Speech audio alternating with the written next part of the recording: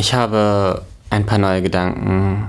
Ich weiß nicht, ob ich sie fruchtbar machen kann. Das eine ist eine Umkehrung von Menschen zu, for lack of a better word, Materialität. Dass ich glaube, dass wir instinktiv Menschen, Intimität und Nähe mit einem guten und sicheren Leben verbinden, und das ist ja auch naheliegend, aber dass wir eigentlich seit mindestens 2500 Jahren überhaupt nicht mehr in irgendeiner Form von Familienverbünden, Verbänden organisiert sind. Also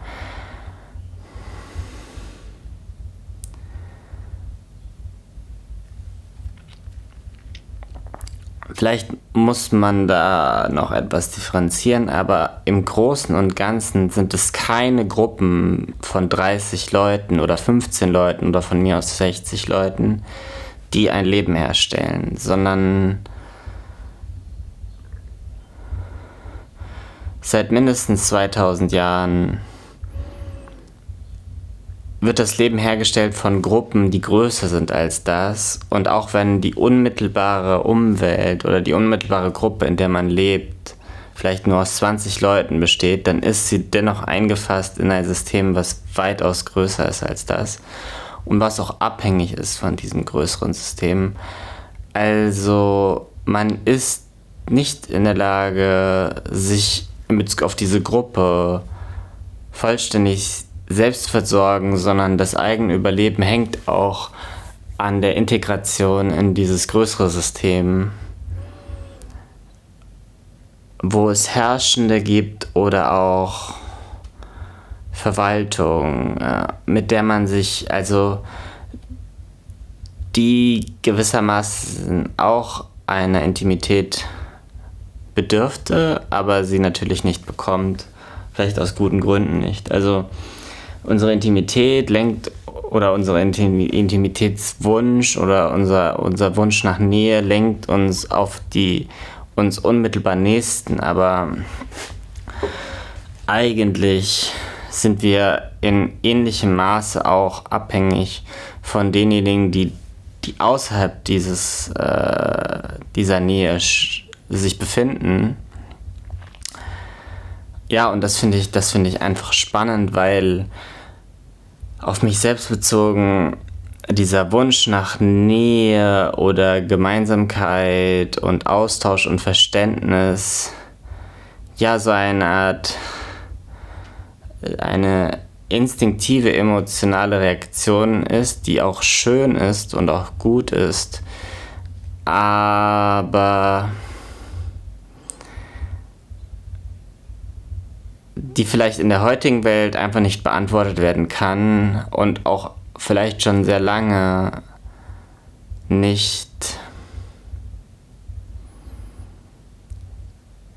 das bringt, was sie erhofft. Das ist der erste Gedanke, den ich sehr spannend finde. Und ein zweiter Gedanke ist, dass ich einen TikTok vorgestern gesehen habe, und ich muss den Namen verlinken von ihr. Sie bezieht sich auf einen Essay von Susan Sontag und sie sagt, das eloquente Sprechen ist kein Sprechen, was einer Gruppe entstammt, sondern der Einsamkeit. Also Menschen, die eloquent sind, haben dies aus der Einsamkeit heraus entwickelt und nicht aus einem glücklichen Gruppendasein oder aus einer glücklichen Gruppenzugehörigkeit. Und das finde ich auch sehr spannend, weil man denken könnte, dass Sprache ja sehr viel mit Sozialität zu tun hat, mit Miteinander, mit Verständnis, und das auch genauso wie der Wunsch nach Nähe korrespondiert mit einem Wunsch nach Verständnis und nach tiefen Gesprächen und Sprache und Austausch. Und vielleicht läuft man hier auch wieder auf einem Irrweg, weil so die Argumentation in dem Video oder bei Susan Sonntag ist, dass wenn man wirklich in einer Gruppe zusammen ist, muss man vielleicht gar nicht so sophisticatedly miteinander sprechen, sondern vieles passiert auch nonverbal oder nichtsprachlich, also nichtsprachliche Gruppenaktivitäten.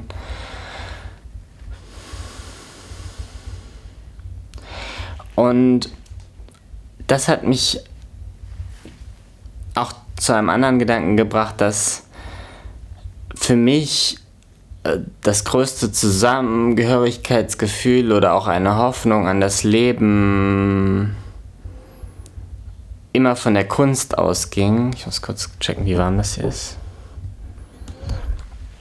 Immer von der Kunst ausging, das bedeutet,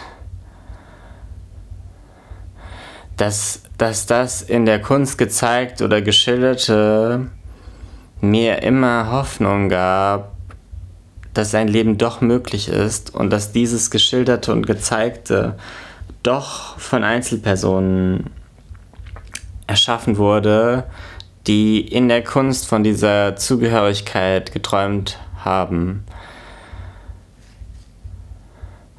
Und dann denke ich wieder, ja, die Kunstschaffenden und auch die Sprechenden, die eloquent Sprechenden, müssen eingebettet sein, vielleicht in ein föderales System, ist das der richtige Begriff, also in ein loses Netzwerk unabhängiger Entitäten und auch Wirtschaftsweisen, innerhalb derer sie die Kunst oder das Sprechen entwickeln konnten, aber es sind nicht ihre Freunde gewissermaßen und auch auf nicht ihre Lebenspartner und ihre unmittelbare Gruppe. Das kann auch so sein. Und dann ist es vielleicht auch sehr effektiv, aber dann ist diese Gruppe doch gekennzeichnet von einem gemeinsamen Kunstmachen,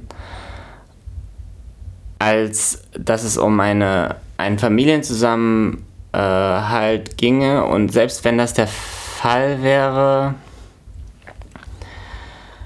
dann wird das Überleben ja nicht durch das Familienhafte oder durch die Liebe sichergestellt, sondern durch die gemeinsame Tätigkeit. Und das ist eine neue Ebene des Denkens für mich. Und ich weiß noch nicht genau, wie ich damit umgehen soll. Also ich glaube, ein Umgang sind sicher diese Videos. Aber ich weiß noch nicht, inwieweit all dieses Denken produktiv wird und eine Auswirkung auf mein Leben hat.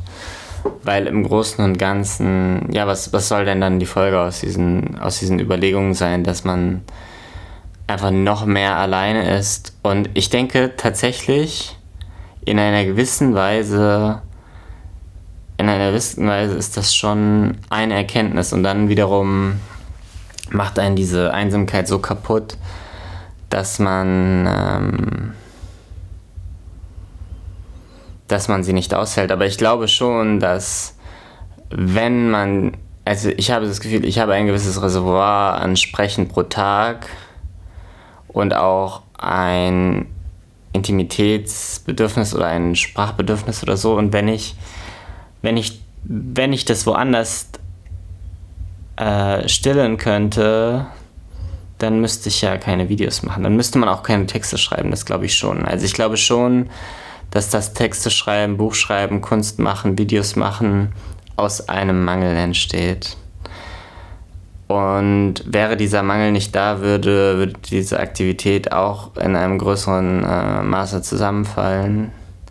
Ja, alles sehr, sehr komisch für mich, weil wie ist es dann bei gewissen Kunstschaffenden, die ihre Kunst machen und trotzdem dann mit Beziehungspersonen, Lebenspartnern zusammenleben, die dann nicht Teil des Kunstprozesses sind? Das heißt, man ruht sich dann trotzdem aus bei diesen Partnern und man schwört auf eine gemeinsame Lebensbewältigung.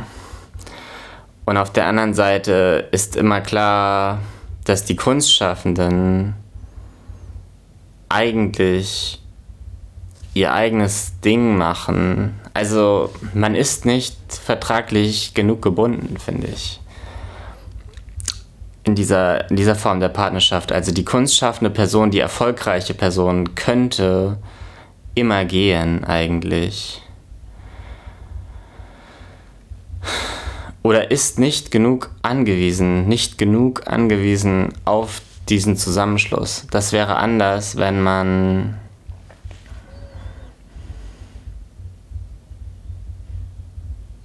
wirklich zusammen ernten würde in gewisser Weise oder zusammen jagen oder sammeln, dann das wäre eine ganz neue Ebene oder ja, eine ganz andere Ebene des Zusammenlebens. Eine viel tiefere, langfristigere Ebene. Ja, und auch ja, eine Ebene viel stärker auf Augenhöhe.